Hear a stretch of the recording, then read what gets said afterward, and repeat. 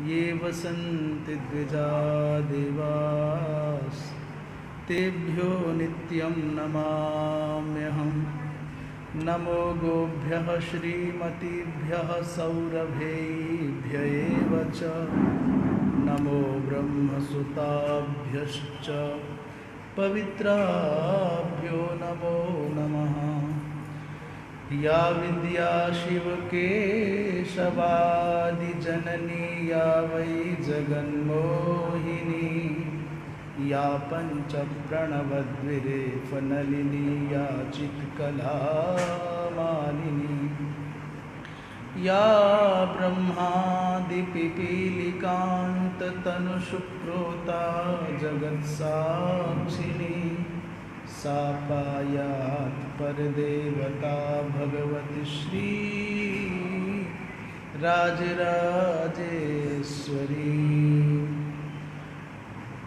मूकं करोति वाचालं पङ्गुं लङ्घयते गिरिं यत्कृपातमहं वन्दे परमानन्दमाधवम्। ईश्वरो गुरुरात्मेति मूर्तिभेदविभागिने व्योमवद्व्याप्तदेहाय दक्षिणामूर्तये नमः। श्री राम जय राम। पूज्य धर्म सम्राट स्वामी श्री करपात्री जी महाराज की, सद्गुरुदेव भगवान की रहे हैं कि मोक्ष की प्राप्ति में सर्व कर्म संन्यास पूर्वक ज्ञान की आवश्यकता है, कर्म समुचित ज्ञान की आवश्यकता नहीं। ये दोनों बात स्पष्ट हो जाए। कुछ का मत है, अर्थात पूर्व पक्षियों का मत है कि अकेले ज्ञान से मुक्ति नहीं हो सकती, उसमें कर्म की भी आवश्यकता है। स्रोतस्मार्त कर्म समुचित ज्ञाने नैव मुक्ति इति मीमांसकाः।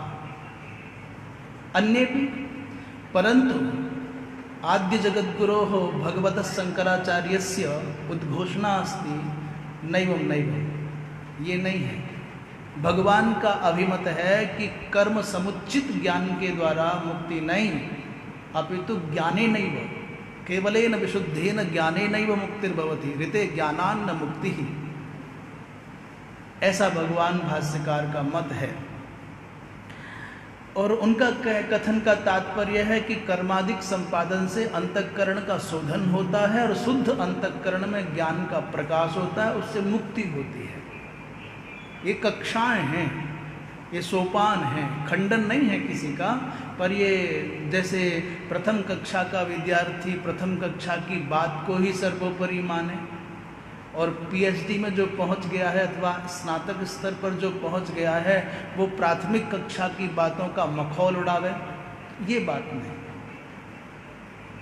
प्राथमिक कक्षा को उत्तीर्ण करके ही व्यक्ति निरंतर बढ़ता हुआ वहां तक पहुंचा है। तो अज्ञान के कारण लघु कक्षा का व्यक्ति जैसे स्नातक स्तर की बातों का खंडन करे, ये संभव नहीं है। जैसे कल किसी ने कहा कि ये कैसे संभव है कि सर्प में कृष्ण की भावना हो जाए, वो तो भय लगेगा उससे तो। पर मीरा को भय नहीं है, सर्प में उनको कृष्ण की भावना का उदय हो गया है। ऐसे ही कोई उच्चतम स्तर का व्यक्ति प्राथमिक स्तर की बातों का खंडन करे, मखौल उड़ावे, तो ये भी समुचित नहीं है, क्योंकि वो जो ऊपर गया है वो भी नीचे से निरंतर चढ़ते चढ़ते वहां तक पहुंचा है। कक्षा के स्तर के अनुरूप सबका विचार ठीक है, पर वस्तुतः सिद्धांत का प्रतिपादन करना आवश्यक है। भगवान के उसी भाव को व्यक्त करते करते भाष्यकार कहते हैं कि दो पद्धतियां, एक निवृत्ति मार्गियों के लिए ज्ञान योग माने सांख्य योग, और प्रवृत्ति मार्गियों के लिए गृहस्थियों के लिए कर्म योग का उपदेश पृथक पृथक किया गया। और सन्यासियों के लिए ज्ञान निष्ठा से मुक्ति होती है, ये बात प्रजहाति यदा कामान से लेकर के ऐसा ब्राह्मी स्थिति पर्यंत ये व्यक्त कर दिया। मार्ग ज्ञानियों का मार्ग है। फिर जब अर्जुन की बात आई तो भगवान ने उसको ज्ञान योग का उपदेश नहीं किया। कर्मण्येवाधिकारस्ते इत्यादि कह करके माते संगः अस्तु अकर्मणि ऐसा कह करके उनको कर्मयोग का उपदेश किया। इस सबको सुनकर के तत् एतत् आलक्ष्य, आलक्ष्य माने अवलोक्य अथवा संश्रुत्य, सुन करके, देख करके, समझ करके, आलोच्य ऐसा आलोचन करके, विचार करके अर्जुन की बुद्धि उद्विग्न हो गई। पर्याकुलीभूत बुद्धि है। और अर्जुन ने कहा भगवान मैं भक्त हूँ, मैं श्रेय का अभिलाषी हूँ, फिर मेरे जैसे भक्त के और श्रेय के अभिलाषी पात्र व्यक्ति को प्राप्त करके भी आप साक्षात श्रेय के साधन जो सांख्य बुद्धि निष्ठा आपने बताई उसको सुना करके और अब कहते हो कि नहीं ये कर्मयोग का उपदेश सुनो, ये बात तो कुछ गले नहीं उतर रही। सांख्य योग के द्वारा साक्षात निश्रेयस की प्राप्ति होगी, माने मोक्ष की प्राप्ति होगी, ये आपने बता दिया, वहाँ कोई अंतराय माने विघ्न नहीं है। पर कर्म योग में, कर्म मार्ग में एक तो बहुत समस्या ये है कि दृष्ट अनेक अनर्थ युक्ता, एक तो साफ साफ दिखते हैं अनेकों अनेकों अनर्थों से संयुक्त है ये कर्म मार्ग, और पारंपर्येण अपि अनेकांतिक श्रेय प्राप्ति फले, साक्षात इसके द्वारा मोक्ष की प्राप्ति भी संभव नहीं है, परंपरा है। विभिन्न विघ्नों के बहुलता से भरे हुए कंटकाकीर्ण इस मार्ग का उपदेश कर रहे हो, जिससे साक्षात मोक्ष की प्राप्ति भी नहीं होगी। कैसे? बोले वेद विहित कर्मों का, वर्ण और आश्रमोचित कर्मों का निरंतर संपादन करने से, माने उसी मर्यादा में, उसी अनुशासन में क्या होगा? अंतःकरण की शुद्धि होगी। नित्य नैमित्तिक प्रायश्चित उपासनात्मक कर्मों के करने से क्या होता है? बोले अंतःकरण शुद्धि। और शुद्ध अंतःकरण में ही वस्तुतः सत्य बतावें, भक्ति हो अथवा ज्ञान हो, उस एकांतिक भक्ति का अथवा उस ज्ञान के चरमोत्कर्ष का उदय होगा। जब तक अंतःकरण शुद्ध नहीं होगा तब तक नहीं हो सकता। इसका एक छोटा सा बहुत प्यारा उदाहरण है। लोग चाहते हैं कि हम बाजार से बीज लाएं और जैसे कैसे भी खेत में, मिट्टी में डाल दें और फसल बढ़िया आ जाए। लोग चाहते क्या हैं? क्या चाहते हैं? हमको बहुत मेहनत ना करनी पड़े, बहुत प्रयत्न ना करना पड़े। क्या खेत हमारा है, हमारी मिट्टी है, हमारा बीज है, हमारी मर्जी कभी बोवें, तो बिना मुहूर्त के बोना चाहते हैं, बिना मिट्टी की क्वालिटी जाने बोना चाहते हैं और बिना ऋतु के बोना चाहते हैं। जून के महीने में गेहूं बोएंगे, रोक लो, क्या करोगे? कोई रोकने आए तो कहेंगे ये तो हमारी भावना है, हमारी मर्जी, हमारा खेत है। तो मई जून के महीने में गेहूं बोने पर क्या गेहूं की फसल आएगी? वो तो नवंबर दिसंबर में बोना पड़ेगा भाई, और होली पर आते आते पकेगा वो। ऐसे ही अक्सर लोग, ऐसा कोई खेती में काम करे तो लोग हंसी उड़ाएंगे, पागल कहेंगे उसको, सिरफिरा कहेंगे ऐसा कोई खेती में करे। पर ये तमाम साधक बनने वाले, भक्त बनने वाले, ज्ञानी बनने वाले, जिसके मन में जो आ रहा है वही किए जा रहा है, चाहे जब किए जा रहा है, चाहे जैसे किए जा रहा है, और चाहता है कि फल तुरंत मिल जाए। जैसे किसान को मौसम भी देखना पड़ेगा, खेत की मिट्टी की क्वालिटी, गुणवत्ता भी देखनी पड़ेगी, और बीज का स्तर भी देखना पड़ेगा। उसके अलावा खेत को तैयार भी करना पड़ेगा। उसमें झाड़ियां हैं, कांटे हैं, सब निकाल करके खरपतवार हटाना पड़ेगा। फिर वो बहुत कठोर मिट्टी होगी तो नमी के बिना बीज अंकुरित नहीं होगा, तो क्या बोलते हैं, पलेवा करना। यहाँ के लोग पलेवा बोलते हैं, और जहाँ के लोग बोलते हो पहले पानी लगाना पड़ेगा। वो चाहे बादल का पानी लगे, चाहे बोरिंग का पानी लगे। और नितांत गीले खेत में भी बीज बो दोगे तो अभी बीज गल जाएगा, आपको प्रतीक्षा करनी पड़ेगी। अब मिट्टी मध्यम हो गई है, न बहुत गीली है न बहुत ज़्यादा सूखी है, तब जाके आप बीज डालोगे तब वो आएगी। अभी खेत साफ किया नहीं और खेत को नम बनाया नहीं, आप लगने लग गए हैं पेड़ उगाने फसल करने के लिए, कभी नहीं होगा। अब खेत से किसानी से लौट करके आ जाते हैं भक्ति पर, ज्ञान पर। अपने हृदय के क्षेत्र में, हृदय के खेत में भक्ति का बीज बोना चाहते हो या ज्ञान का बीज बोना चाहते हो तो कम से भी कम उस किसान से कुछ शिक्षा लो। इस हृदय को विनम्रता से, करुणा से, दैन्य से थोड़ा गीला तो करो। जब तक इस हृदय के खेत को विनम्रता से, दैन्य से, करुणा से जब तक गीला नहीं करोगे और जब तक इसके कूड़े करकट को, अहंकार को, ईर्ष्या को, राग को, द्वेष को, तुम इस गंदगी को निकाल करके बाहर नहीं फेंकोगे, तब तक आप चाहे भक्ति का कितना भी बीज बोलो, साहब चाहे परिक्रमा कर लो, चाहे माला जप लो, चाहे हवन कर लो, यज्ञ कर लो, और चाहे तुम मौन रह जाओ। हम साधकों को, भक्तों को, साधुओं को, उस गांव की खेती करने वाले किसान से कुछ तो शिक्षा लेनी होगी। चित्त को जब तक आप थोड़ा मृदु नहीं बनाएंगे, कोमल नहीं बनाएंगे, जब तक आप चित्त को खरपतवार से रहित नहीं बनाएंगे, तब तक आपका बोया हुआ भक्ति का, ज्ञान का, दान का कोई भी बीज हो वो फलीभूत नहीं होगा।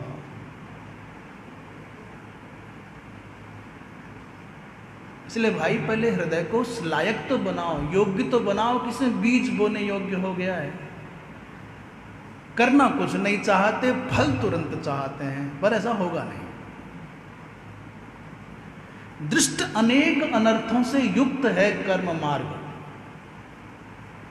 पर इसी कर्म के करने से अंतःकरण का शोधन होता है। और शुद्ध अंतःकरण में, हाँ तो उदाहरण दे रहे थे, ये बात तो उधर घूम गई। उदाहरण क्या? शुद्ध अंतःकरण में परमात्मा सत्ता का अनुभव होता है, भगवान का साक्षात्कार होता है। ज्ञानी उसको आत्मदर्शन कहते हैं, भक्त उसको भगवत दर्शन कहते हैं, कुछ भी अंतर नहीं है। योगी उसको परमात्मा शब्द से कहते हैं, ज्ञानी उसको ब्रह्म शब्द से कहते हैं, भक्त उसको भगवान शब्द से कहते हैं, कुछ भी अंतर नहीं। योगी परमात्मा कहते हैं। भगवान के विविध संबोधनों को संकेत रूप में भागवत जी में कहा है, वदंती तत्त्वविदस् तत्त्वम् यज्ञानमद्वयम् ब्रह्मेति परमात्मेति भगवान इति शब्दते। तत्वविदः तत्तत्वम, उस तत्व को तत्ववेत्ताओं ने वदंती तत्तत्वविदः यज्ञानम अद्वयम, जो अद्वय ज्ञान है, जो अद्वय तत्व है, जो ज्ञान है, उसको तत्ववेत्ताओं ने वो क्या कहा है? बोले ज्ञानी हैं तो ब्रह्म कहते हैं, ब्रह्मेति, योगी हैं तो परमात्मा कहते हैं, और भक्त हैं तो भगवान कहते हैं। वस्तुतः है तो एक ही। तो शुद्ध अंतःकरण में ही सगुण साकार की उपासना करने वाले लोगों को भगवत दर्शन होता है, और निर्गुण निराकार की उपासना, आराधना करने वालों को ब्रह्म दर्शन होता है या आत्मदर्शन होता है। पर होगा कब? जब होगा जब अंतःकरण शांत भी होगा और निर्मल भी होगा। जब तक अंतःकरण शांत भी न हो और निर्मल भी न हो, तब तक कुछ भी हाथ नहीं आएगा। श्री नारायण जी महाराज। और निरंतर अंग्रेजी पढ़ाओ तो सिद्धि तुरंत मिल जाए, वो तुरंत सिद्धि मिल जाती है नारायण जी? हाँ, आत्म शांति मिल जाती है और लक्ष्य सिद्धि हो जाती है, कृतकृत्यता आ जाती है। इसका उदाहरण क्या है? जैसे पानी में चेहरा देखते हैं, आजकल तो ज़रूरत नहीं पड़ती पानी में चेहरा देखने की, पर पुराने ज़माने में जब दर्पणों का प्रायः अभाव रहता था तो प्राय लोग चेहरा पानी में देख लेते थे, देखते थे पानी में चेहरा। हमको मालूम नहीं है बात कितनी सच है, पर नारद जी को तो भगवान शिव के दूतों ने कहा कि जाओ पानी में अपना देख तो लो चेहरा। मुकुर कहा है कि पानी ही कहा है, जो भी कहा हो, पर पानी में चेहरा। पर पानी में चेहरा तब दिखेगा जब पानी साफ होगा। पानी साफ नहीं होगा तो चेहरा नहीं दिखेगा। गदले पानी में चेहरा नहीं दिखता, पर पानी साफ हो, पर उसमें चंचलता हो, लहरें हो, तब भी आपको चेहरा उसमें दिखाई नहीं देगा। प्रतिबिंब का दर्शन तब तक संभव नहीं है जब तक पानी शांत ना हो और पानी स्वच्छ ना हो। तो जैसे प्रतिबिंब के दर्शन के लिए, मुख के दर्शन के लिए, सूर्य के दर्शन के लिए पानी का शांत होना और स्वच्छ होना आवश्यक है, वैसे ही अपने चित्त के अंदर परमात्मा दर्शन के लिए, आत्मदर्शन के लिए, भगवत दर्शन के लिए दो विशेषताएं आवश्यक हैं। क्या क्या?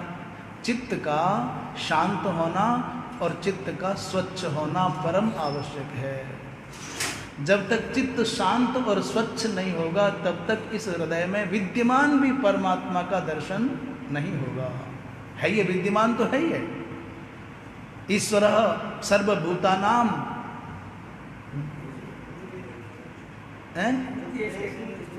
हृदय से अर्जुन तिष्ठति, हृदय देश में रहता ही है तो सत्य ही है, पर प्राप्त क्यों नहीं है? क्योंकि हमारे चित्त की चंचलता खत्म नहीं हुई, हमारा चित्त शांत नहीं है, इसलिए प्राप्त नहीं है। तो पानी के उदाहरण से समझना होगा चित्त का निर्मल होना और चित्त का शांत होना आवश्यक है। अनैकांतिक श्रेय प्राप्ति फले नियुंज्यात इति युक्त पर्याकुली भाव अर्जुनस्य। अर्जुन की जो व्याकुलता का कारण है वो यही है। भगवान ने साफ कहा कि सांख्य योग के माध्यम से मोक्ष साक्षात मिलेगा, कर्म योग के माध्यम से परंपरा मिलेगा, इसमें विघ्नों का बाहुल्य भी है, इसलिए व्याकुल हो गए। मैं तो पात्र हूँ, मैं भक्त हूँ, फिर भी आप मुझको ज्ञान का उपदेश करके कर्म योग में क्यों ढकेलना चाहते हैं? इसलिए व्याकुल हो गए। और इसीलिए प्रश्न किया उन्होंने। तृतीय अध्याय के प्रथम श्लोक को अर्जुन ने इसीलिए कहा, महाराज ज्यायसी चेत कर्मणस्ते मता बुद्धिर जनार्दन। आप पे कहते हैं कर्म की अपेक्षा बुद्धि मार्ग बहुत उत्तम है, ज्ञान मार्ग, तो फिर तत्किम कर्मणि घोरे माम नियोजेसी केशव, इस घोर कर्म में मुझको क्यों लगाना चाहते हो? तदनुरूपः च प्रश्नः, उसके अनुरूप ही प्रश्न है अर्जुन का। इस प्रश्न को कुछ लोग हटाना चाहते हैं, इसका अपाकरण करना चाहते हैं। और भगवता उक्तम यथोक्त विभाग विषय शास्त्रे, भगवान के द्वारा जो व्यक्त किए गए दो पथ थे, उन दोनों पथों को सुनकर के अर्जुन के द्वारा प्रश्न उठाया गया है। उस प्रश्न को निवृत्त करने वाले वचन भी भगवान कह रहे हैं। केचित्तु अर्जुनस्य प्रश्नार्थम अन्यथा कल्पयित्वा, कुछ लोग अर्जुन के प्रश्न को अन्यथा करना चाहते हैं।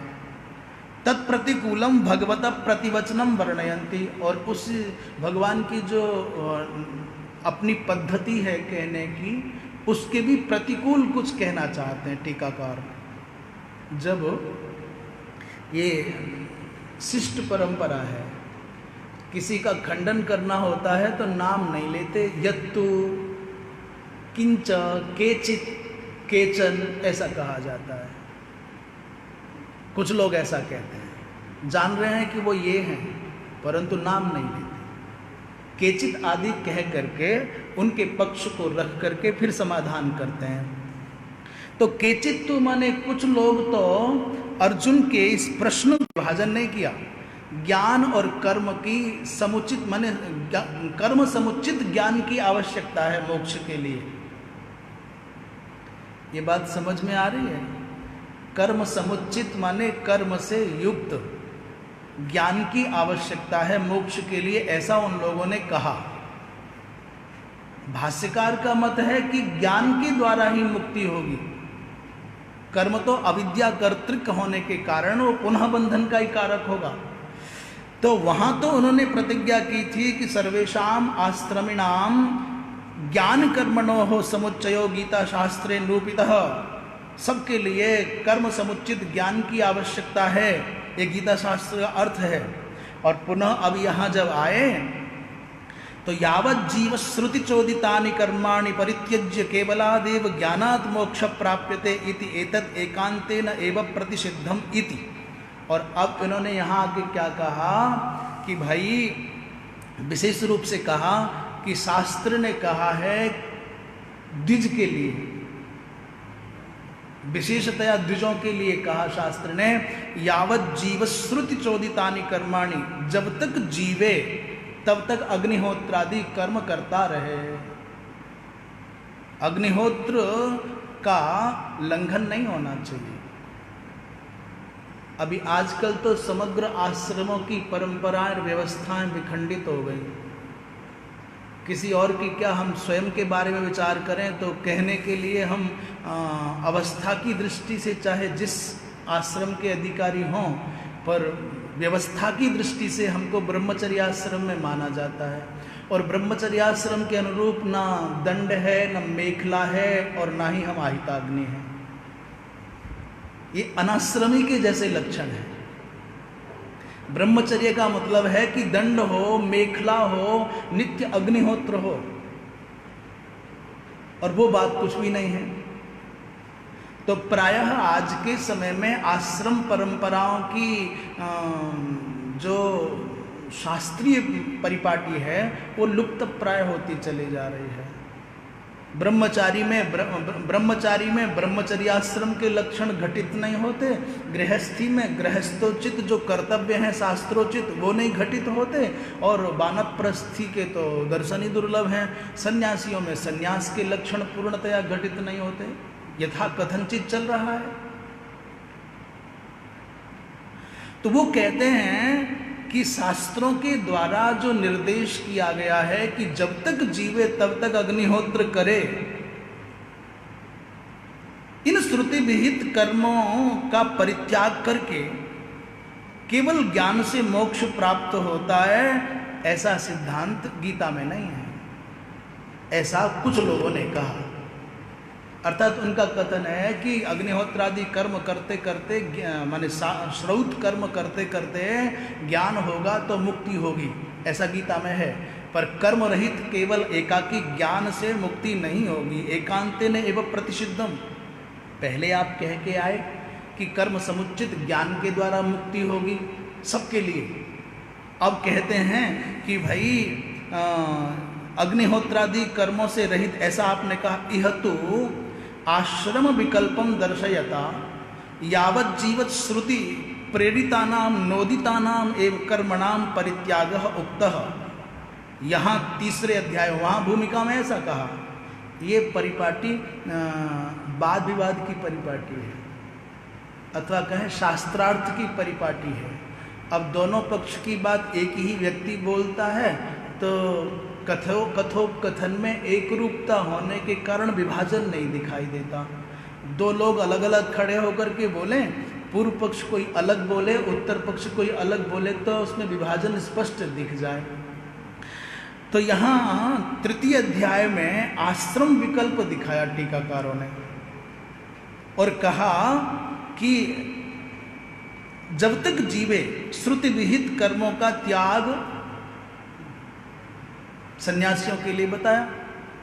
अर्थात कह रहे हैं कि श्रुति विहित कर्मों का त्याग आपने कर दिया और केवल ज्ञान से आप मोक्ष चाहने लग गए तो संभव नहीं है। अर्थात आपको श्रुति विहित कर्मों से संयुक्त ज्ञान के द्वारा मोक्ष होगा। तो कह रहे तत्कथम ईदृशम विरुद्धम अर्थम अर्जुनाय ब्रूयात भगवान।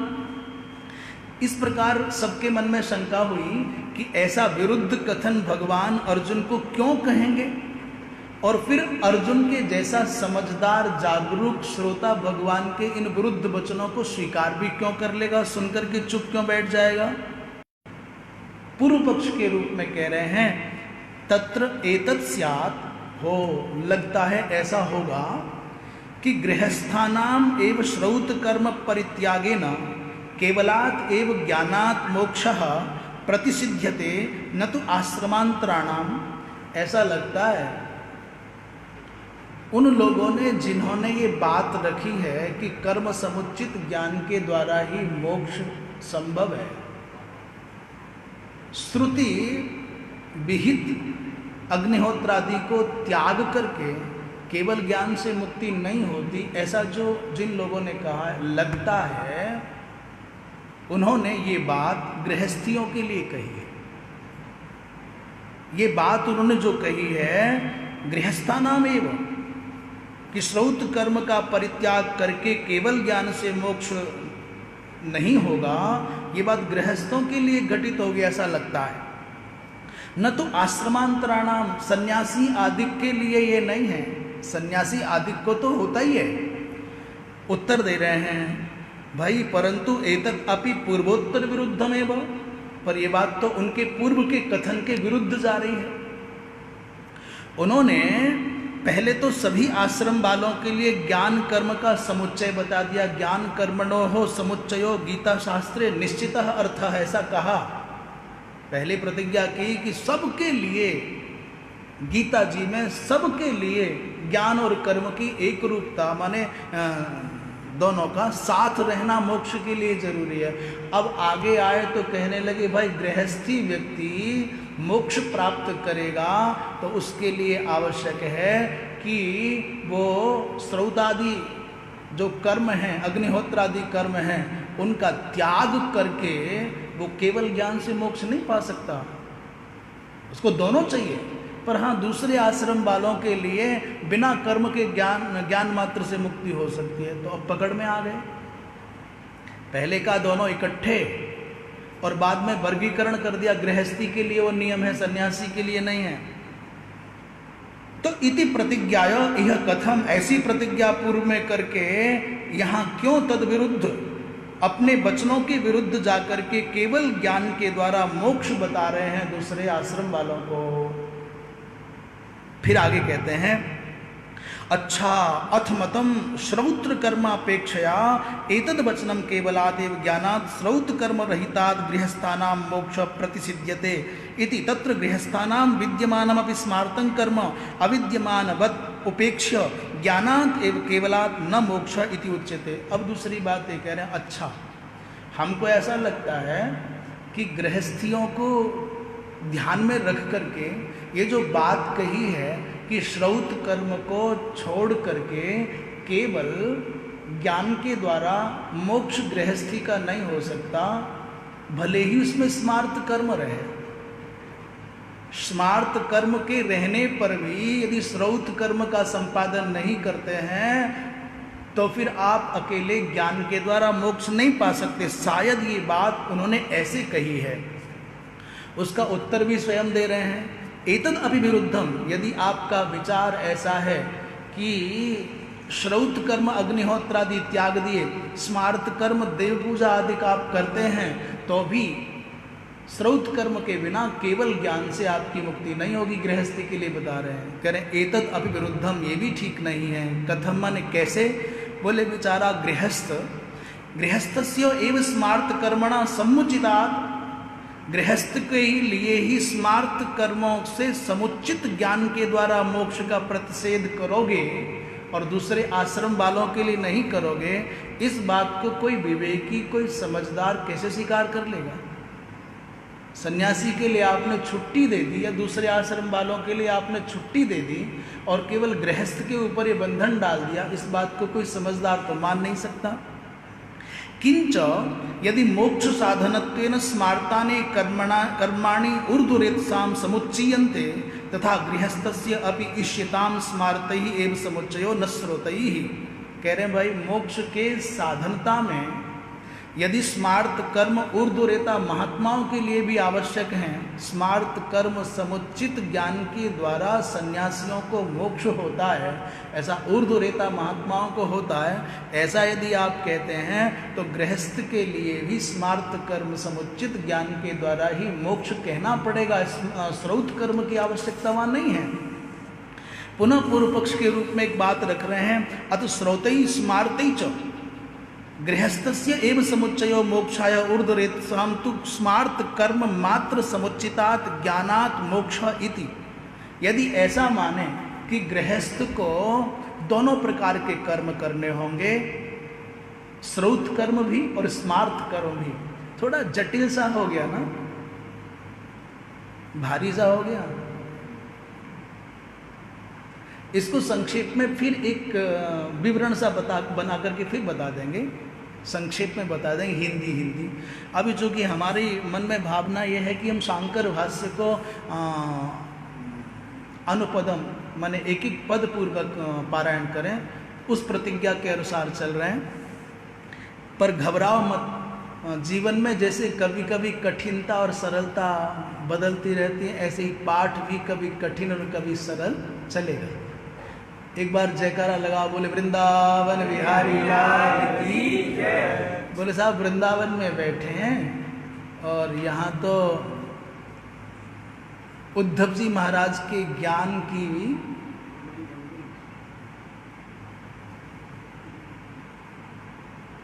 पोटली खुल करके बिखर गई, और यहाँ कहाँ ज्ञान की चर्चा, यहाँ तो सरसता की बात है, भक्ति की बात है। मैं निवेदन करूं, ज्ञान कहीं आसमान से नहीं टपकता, वो भक्ति महारानी की कोख से ही प्रकट होता है। प्रायः वृंदावन में भागवत के माध्यम से लोग जानते ही हैं कि भक्ति महारानी माँ है, ज्ञान वैराग्य उनके पुत्र हैं। अच्छा एक बात बताओ, भक्ति क्या है? माँ। भक्ति क्या है साहब? किसी भी माता को, स्त्री को, नारी को आप माँ कब कहेंगे? ये माँ है जब उसके कोई संतान हो जाएगी, अथवा भगवती की बुद्धि से माँ कहो तो बात एक अलग है। पर कोई स्त्री, कोई नारी माँ कब बनती है? जब उसको संतान हो जाती है। कल्पना करो कि भक्ति महारानी को ज्ञान और वैराग्य दो पुत्र न प्राप्त हुए होते तो भक्ति कैसी होती? बोलो क्या होती भक्ति? मैं कहना नहीं चाहता, आपसे सुनना चाहता हूं कि आप समझ रहे हो कि नहीं समझ रहे। कैसी होती भक्ति? कल्पना करो कि ज्ञान वैराग्य रूपी दो फल नहीं लगे भक्ति की डाली पर, तो वो भक्ति की डाली निष्फल है कि नहीं? भक्ति की बेल पर ज्ञान और वैराग्य रूपी पुष्प और फल नहीं प्रकट हुए तो वो निष्फल हुई कि नहीं? भक्ति का साफल्य भी तब है जब उसकी कोख से, उसके गर्भ से ज्ञान और वैराग्य रूपी पुष्प और फिर अनंतर फल के रूप में वो प्राप्त हों, और नहीं होंगे तो गड़बड़ हो जाएगा। अकेले ज्ञान का डंडा लेकर के, झंडा लेकर के जो अभिमान पूर्वक चल रहा है, इसका मतलब अभी अधूरा है, क्योंकि ज्ञान हो जाने के बाद में डंडा और झंडा की जरूरत नहीं होगी। भगवत विषय ज्ञान नहीं होगा और संसार के नाशवान पदार्थों से वैराग्य नहीं होगा तो बेचारी भक्ति क्या करेगी? भक्ति का तात्पर्य है कि तत्व का बोध हो जाए और असत पदार्थों से वैराग्य हो जाए, और तब भजन हो तो गति बहुत तीव्र होगी। फिर वो गोविंद कहीं दूर रह जाएगा क्या? इसलिए ज्ञान वैराग्य की गति भक्ति के बिना नहीं है, और भक्ति की गति भी ज्ञान वैराग्य के बिना नहीं है। सत्ता मात्र है, रहे जैसा सिंह है, बेचारे के दांत नहीं रहे हैं, पंजे नहीं रहे हैं, बूढ़ा हो गया, वे शेर है, किस काम का है? इसलिए उसमें कुछ हो तो इसलिए घबराना मत। फिर एक बार जयकारा लगा लो, वृंदावन बिहारी लाल की। ज्ञान और भक्ति दोनों ज्ञान ही भगत ही नहीं कछु भेदा। बाबा तुलसीदास जी महाराज समन्वय के बड़े परमाचार्य हैं। ज्ञान ही भगत ही नहीं कछु भेदा और उभय हरहि भव संभव खेदा। भव माने संसार से, संभव माने समुत्पन्न होने वाला जो खेद है, खिन्नता है, क्लेश है, उसका अपनोदन करते हैं, उसका हरण करते हैं। चाहे भक्ति के मार्ग से चलो, चाहे ज्ञान के मार्ग से चलो, उद्देश्य एक ही है, भव सागर से पार जाएं, हम जिसके हैं उसके हो जाएं, अपने वस्तुतः वास्तविक घर को पाएं। हम दुनिया के नकली संबंधियों को अपना माने बैठे हैं, जिसके असली हैं उससे मिल जाएं। उद्देश्य तो यही है। अच्छा, अब बात आई फिर कि भाई श्रौत स्मार्त कर्म समुचित ज्ञान के द्वारा गृहस्थी को मोक्ष होता है। श्रौत कर्म भी चाहिए, स्मार्त कर्म भी हों। तो कहते हैं भाई तत्र एवं सती, यदि ऐसा कहोगे, बेचारे गृहस्थी के सर पर तो पहले से ही बहुत बवाल होते हैं, अब दुगना बोझ डाल दिया। आयास बाहुल्य, बोले हाँ हाँ, गृहस्थी के लिए आयास बाहुल्य होने के कारण श्रौतम स्मार्तंच बहु दुख रूपम कर्म शिरसी आरोपितम स्यात्। ये तो उसके सर पर अतिरिक्त बोझ और लादना हो गया। अथ गृहस्थस्य एव आयास बाहुल्य कारणात् मोक्ष स्यात् न आश्रमांतराणाम श्रौत नित्य कर्म रहितत्वात् इति। कह रहे हैं तो उत्तर दिया, पूर्व पक्षी ने कहा कि बात तो सही है, गृहस्थी अतिरिक्त परिश्रम करता है, साधना करता है। अच्छा, जितने बाबा हैं ना दुनिया में, धरती पर जितने बाबा हैं प्राय, और कदाचित वो गृहस्थ से निकल करके नहीं आए हैं, तो ये गृहस्थियों को पानी पी पी करके पोसते हैं।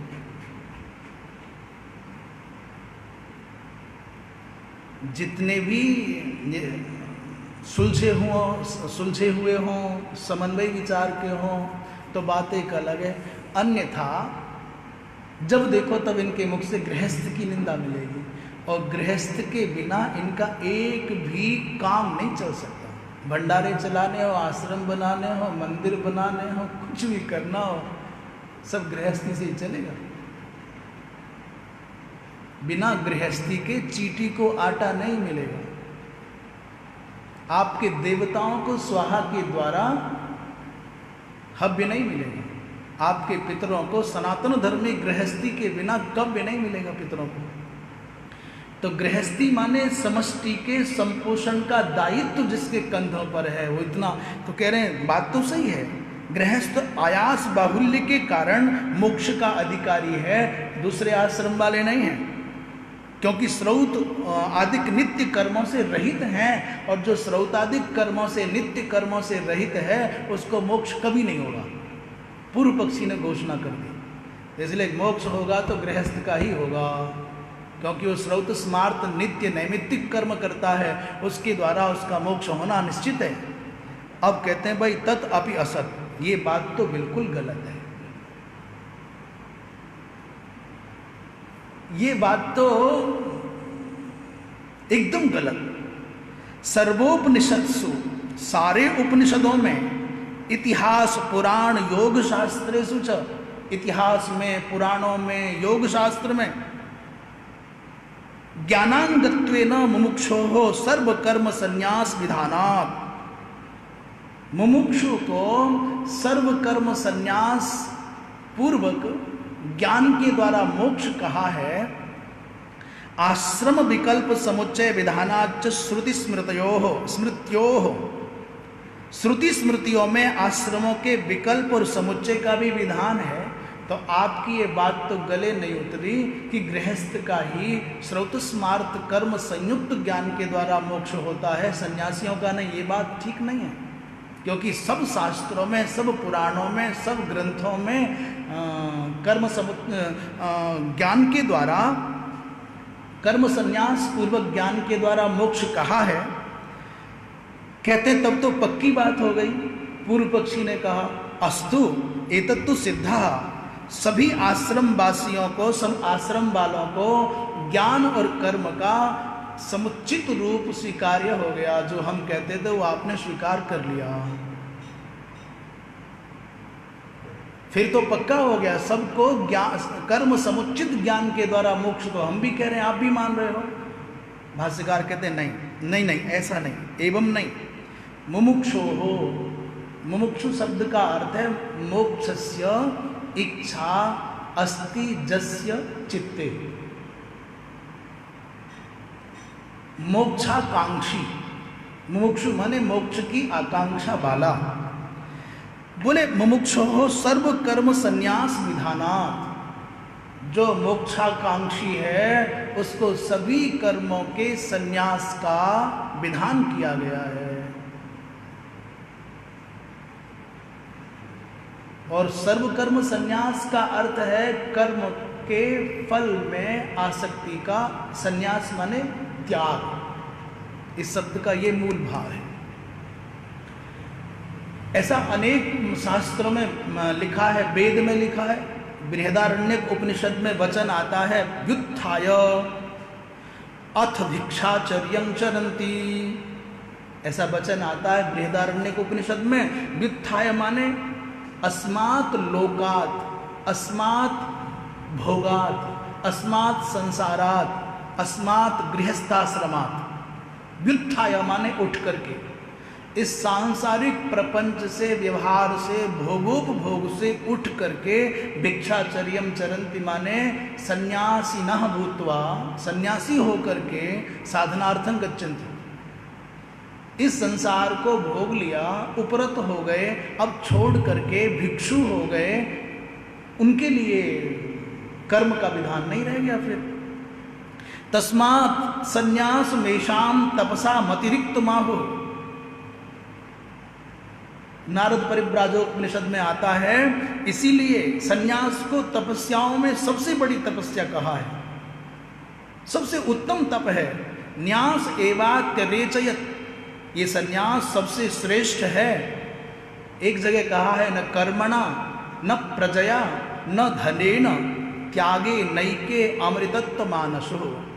कोई सोचता हो कि मोक्ष की प्राप्ति या परमात्मा की प्राप्ति कर्म के द्वारा हो जाएगी, नहीं होगी। कोई समझता हो कि पुत्र के द्वारा भगवत प्राप्ति, प्रजा के द्वारा भगवत प्राप्ति हो जाएगी, आत्मज्ञान हो जाएगा, मोक्ष हो जाएगा, नहीं होगा। पुत्र तो पुम नामक नरक से त्राण करता है, इसलिए पुत्र कहलाता है। पहले पुम नामक नरक में गिरो और फिर उससे बचाने के लिए कोई तुम्हारा पिंड दान करने आवे, तर्पण करने आवे, तब बचो। अच्छा तो ये हो कि जब तक शरीर में दम हो तब तक शरीर को पिंड मान करके भगवान के चरणों में अर्पित कर दो, हो गया पिंडदान। फिर काहे को कोई पुत्र और शिष्य आकर के तुम्हारा कल्याण करे। इस देह को ही पिंडम मत्वा देह, इस देह को पिंड मान करके ही भगवत चरणारविंद में अर्पित कर दोगे तो फिर पुत्रापेक्षा नहीं रहेगी, शिष्यापेक्षा नहीं रहेगी। कोई श्राद्ध तर्पण करे तो मुक्त हो जाओगे। ये जो कंठी धारण करते हैं ना, गले में तुलसी धारण करते हैं या रुद्राक्ष धारण करते हैं, फिर भगवान की भक्ति बढ़ जाती है, ऐसी भावना है। मुझे लगता है कि गले में रुद्राक्ष या तुलसी धारण करने के बाद में जिम्मेदारी और ज़्यादा बढ़ जाती है। जैसे साधारण से भोजन में, प्रसाद में तुलसी दल अर्पित कर देने से वो भोजन क्या बन जाता है, भगवान का नैवेद्य बन जाता है, भगवान की प्रसादी बन जाती है। जब तक उसमें तुलसी दल अर्पित नहीं किया है तब तक वो भोजन हो सकता है, खाद्य पदार्थ हो सकता है, पर तुलसी दल अर्पित करने से क्या बन गया, प्रसाद बन गया, नैवेद्य बन गया। ऐसे ही इस शरीर रूपी इस पदार्थ पर आपने जब तक तुलसी अर्पित नहीं की तब तक ये साधारण नासवान मलमूत्र का भांडागार हो सकता है शरीर, पर जब इसमें तुलसी अर्पित कर दी आपने, कंठी धारण कर दी, तो फिर भगवान का उपभोग्य हो गया ये, फिर भगवदीय हो गया।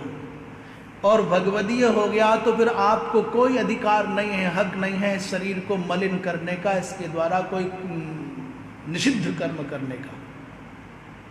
ये तो भगवान का नैवेद्य जैसा हो गया।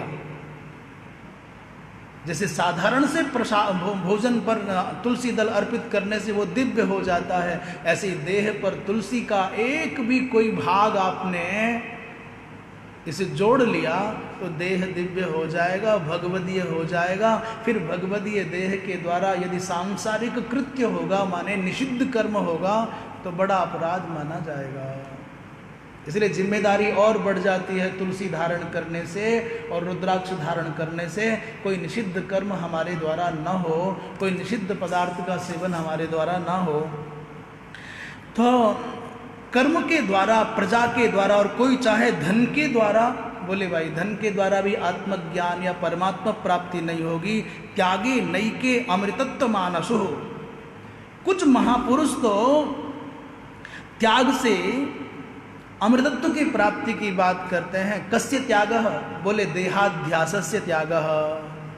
देह में जो अध्यास हो गया उसका त्याग करो। संसार की वासना का त्याग, आपके मोह का त्याग, क्रोध का त्याग, लोभ का त्याग करोगे तो तत्व की प्राप्ति हो जाएगी, अमृतत्व की प्राप्ति हो जाएगी। इति च ब्रह्मचर्यादेव प्रव्रजेत। जावाली उपनिषद में आया है कि ब्रह्मचर्य आश्रम से साक्षात सन्यासी हो जाए। ब्रह्मचर्यम समाप्य गृही भवेत और गृहात बनी भूत्वा प्रव्रजेत। यदि वेतरथा ब्रह्मचर्यादेव प्रव्रजेत गृहात वा वनात वा। ब्रह्मचर्य का समापन करके, संपादन करके गृहस्थी होना चाहिए। गुरु सेवा में रह करके, गुरु परिचर्या करके, विद्या अर्जन करके, उनकी आज्ञा से समावर्तन करा करके गृहस्थी होना चाहिए। और गृहात बोले वानप्रस्थी, बनी भूतवा, वानप्रस्थी हो जाए। और वहाँ जाकर के बोले प्रव्रजेत, सन्यासी हो जाए। अथवा यदि ये झमेला नहीं करना है कि पहले ब्रह्मचर्य को त्यागो, गृहस्थ जाओ, फिर वानप्रस्थ बनो, फिर सन्यास लो, अथवा तो बोले ब्रह्मचर्यादेव प्रव्रजेत गृहाद वा वनाद वा। आप ब्रह्मचर्य आश्रम से घर आए, गृहस्थी बने, आदिक परंपरा से सन्यासी बनो, अथवा ब्रह्मचर्य आश्रम से साक्षात वन में सन्यासी हो जाओ, गुरुकुल से। स्मृतियां भी ऐसा कहती हैं, श्रुतियों के उदाहरण देकर के स्मृतियों का उदाहरण दे रहे हैं। त्यज धर्मम अधर्मंच उभे सत्यानृते त्यज, उभे सत्यानृते त्यक्त्वा ये न त्यजसि तत्यज। भाई धर्म और अधर्म दोनों का परित्याग कर दो। पहले अधर्म के त्याग के लिए धर्म का स्वीकार करना आवश्यक है। उदाहरण दिया था, पहले जो कांटा लग गया है अज्ञान से, उसकी निवृत्ति के लिए दूसरा कांटा जान करके लगाओ। अधर्म की निवृत्ति के लिए धर्म के संपादन में रति जगाओ। और जब धर्म के सदा संपादन करते करते अधर्म निवृत्त हो जाए, एक दिन वो भी छूट जाए। सत्य और असत्य, असत्य की निवृत्ति के लिए पहले सत्य का आश्रय लो, और एक दिन वो भी आए कि धीरे धीरे सत्य का आग्रह भी छूट जाए, झूठ और सच दोनों से निवृत्ति हो जाए। उभय सत्यानृतेत्युक्ता, दोनों सत्य और झूठ को त्याग करके जेन त्यजसी तत्यज। जिस अहंकार की भावना के बल पर कहता है मैंने अधर्म को त्यागा था, अब मैंने धर्म को भी त्याग रहा हूँ, मैं उससे भी ऊपर उठ गया। मैंने असत्य को त्यागा था, तो अहंकार रहता है ना, तो जिस अहंकार के बल पर सत्य और असत्य दोनों को त्यागता था, अब उस अहंकार को भी त्याग दो। संसारमेव निस्सारम दृष्ट्वा संसारदिदृक्षया प्रव्रजन्त्यकृतोद्वाहाः परम वैराग्यमाश्रिताः। इस संसार को निस्सार देखो। सार देखने की भावना से संसार को निस्सार देखना चाहिए, इसमें सार नहीं है। और ऐसा देख करके वैराग्य का आश्रय लेकर के केचन महात्मानः प्रव्रजन्ति अकृतोद्वाहाः विवाहं अकृत्वा, विवाहादि किए बिना सन्यासी हो जाते हैं। इति बृहस्पति अपि कचम प्रति, बृहस्पति ने कच के प्रति कहा। कर्मणा बध्यते, ये बातें बृहस्पति ने कच के लिए कही। अब ये सुख अनुशासन में संभवतः व्यास जी महाराज महाभारत में सुखदेव जी से कह रहे हैं, कर्मणा बध्यते जंतुर्विद्यया च विमुच्यते। तस्मात् कर्म न कुर्वन्ति यतयः पारदर्शिनः। कर्म के द्वारा जंतु बंधता है, विद्या के द्वारा मुक्त होता है। इसलिए पारदृष्टा जो यति हैं वो कर्म के बंधन में नहीं बंधते। यह अपि, इस गीता जी में भी सर्व कर्माणि मनसा संन्यस्य, ऐसा उपदेश भगवान कृष्ण कह रहे हैं। मन के द्वारा सब कर्मों का परित्याग करके। अभी ये प्रकरण अभी है, आज पूरा नहीं हुआ। मोक्षस्य च अकार्यत्वात् मुमुक्षोः कर्मानर्थक्यम। मोक्ष किसी कारण का कार्य नहीं है। मोक्ष कोई कार्य नहीं है कि उसके लिए किसी कर्म की अपेक्षा हो।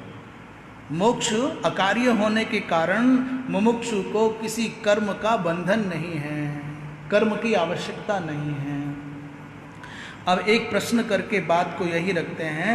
उन्होंने कहा देखो वेदों में ऐसा आया है, नित्य कर्म को नहीं करोगे तो क्या लगता है? प्रत्यवाय लगता है। नित्यानि माने संध्या वंदन आदि। नित्य कर्म क्या है?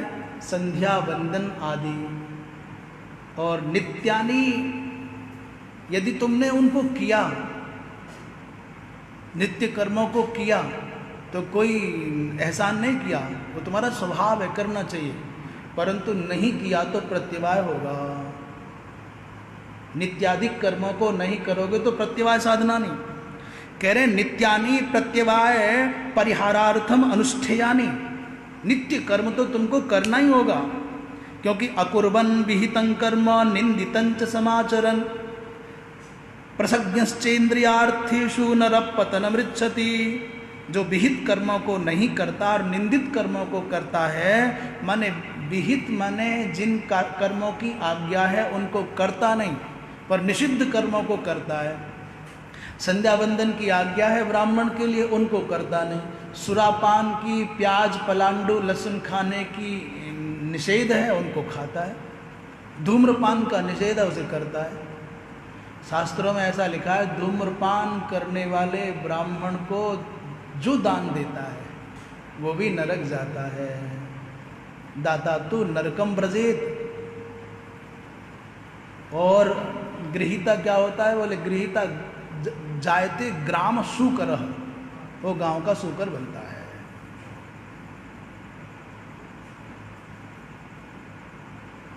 धूम्रपान रत विप्र के अभी चर्चाएं तो बहुत हैं। हमें घड़ी दिखाई जा रही है, समय तो हो ही गया है। एक यहीं प्रश्न को रख करके प्रायः लोग स्तुति करते हैं। कर चरण कृतं वा कायजं कर्मजं वा श्रवण नयन जंबा मानसं वा पराधम। यही ये विहितम और अविहितम क्या होता है? ये तो समझ में आ गया, कायज कर्मज सब समझ में आ गया। कृत चरण वो जितने भी ये सब समझ में आते हैं, पर विहित और अविहित पाप दोनों क्या है? विहित पाप भी होता है क्या? विहितम अविहितम वा। विहितम कौन है? बोले विहित कर्मों के न करने से भी पाप लगता है और अविहित कर्मों के करने से भी पाप लगता है। विहितम अविहितंच। विहितानां कर्मणां अकर्णेन अपि दोषः प्रत्यवायः, और अविहितानां कर्णेनापि दोषः प्रत्यवायः, वो विहित और अविहित। तो कह रहे हैं जो यस्मिन् कर्मणि अधिकृतः तस्य तत् अकर्णात् प्रत्यवायो भवति। जो जिस कर्म में अधिकृत है उस कर्म को नहीं करेगा तो प्रत्यवाय तो लगना ही है, परंतु सन्यासियों के लिए नहीं है। तो फिर किसके लिए है? बोले ये बात कल बता देंगे। और संभवतः कल ही ज्यायसी चेत कर्मणस्ते ये प्रारंभ होगा, तीसरा अध्याय। भूमिका का भाष्य भूमिका का थोड़ा अंश और शेष रह गया। हमने प्रयत्न तो किया पर रह गया फिर भी। बोलिए वृंदावन बिहारी लाल की। पूर्णमदः पूर्णमिदं पूर्णात् पूर्णमुदच्यते